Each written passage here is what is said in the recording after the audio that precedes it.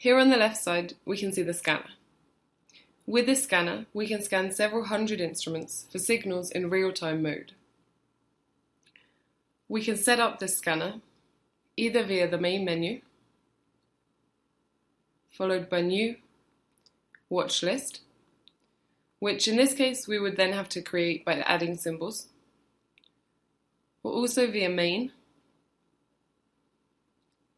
New, Chart Container, and List Chart Group, in the form we're viewing it in now, i.e. the scanner is always connected with chart images.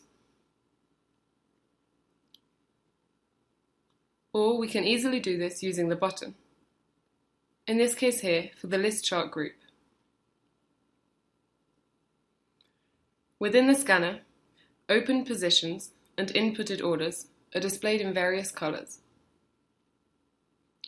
Here we can see a short position highlighted in red, and then below this a long position highlighted in green, and then a little lower, highlighted in blue, is an order that is switched to active mode but has not yet been triggered. By right-clicking within the scanner, we can open a context menu, where by selecting Edit Columns, we can then access the column editor for the scanner. Here we can make diverse setting adjustments.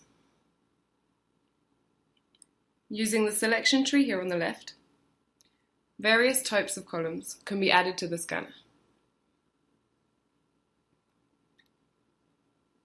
These column types could be, for example, symbol, name, time, bid, lost, volume, all the information that we can already see added here on the left.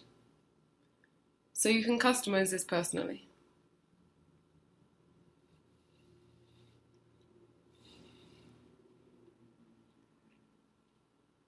In addition, we can also add indicators by double-clicking, after which they're positioned down here in the left of the field.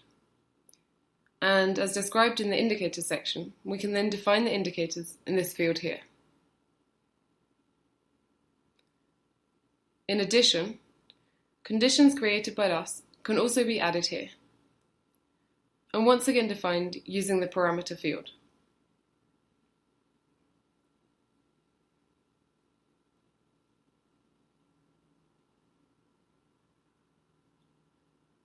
Indicators that we have developed ourselves can also be added by double-clicking, as well as an analyzer escort column, once again by double-clicking.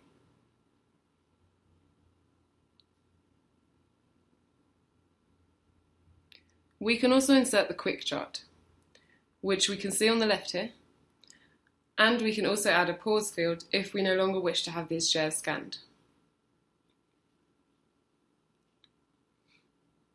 By highlighting features and clicking the New button, we can also insert our features into the scanner here.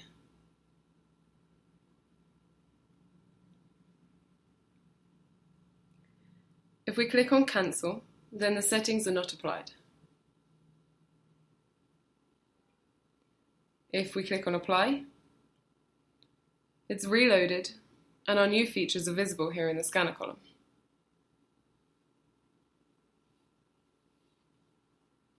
And if we click on OK, then the column editor is closed.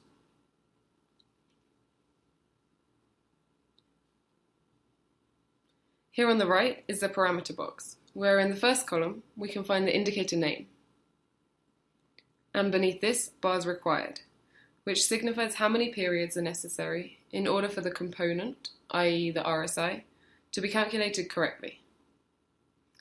Beneath this we have the background color, which we can also define ourselves if we wish. Beneath this, the font, where we can also make adjustments to the font setting. And below this we have the column width, which we can once again define individually. The decimal places after the decimal point. And then the very important function, calculate on bar close, which signifies that the component is recalculated either tick by tick or at the end of the period. In any case, it's recommended that you enter the value true here, since if you enter false, then the component is recalculated tick by tick, which can easily lead to performance problems in the application.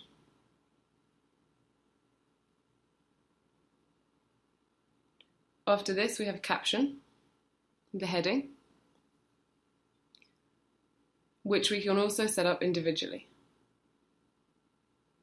And the functions vertical grid lines and displacement do not have to be activated for this setting, only for the chart information. And then the time component. Using this, we can define in which time unit our indicator is to be calculated. We can adjust these settings directly using value, and our time frame is displayed up here.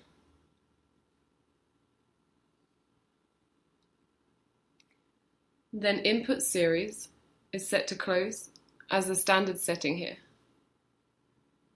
If we wish to enter another value here, we just click once and select another input value, by which the indicator will then be calculated.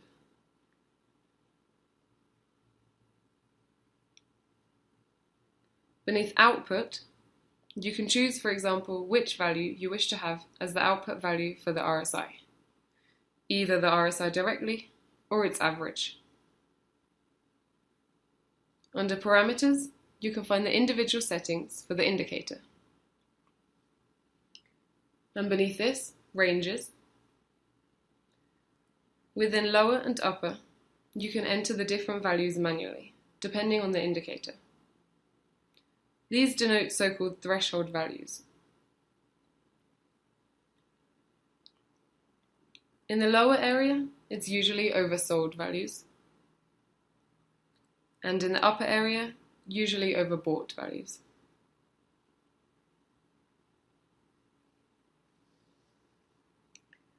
The zero line generally represents the normal value in this case.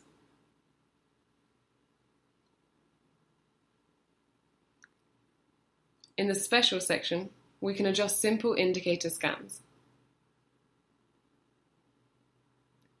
As a settings example for indicator scans, here we've chosen the RSI. I want values to be displayed in the RSI, particularly in the scanner column, which are below the lower threshold value line in the present moment, which indicates values that are oversold.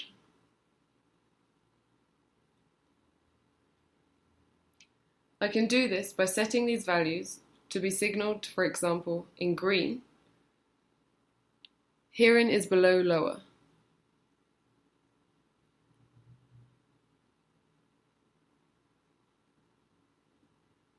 And when we carry this out, you can see here on the left two values that are located beneath the RSI marker.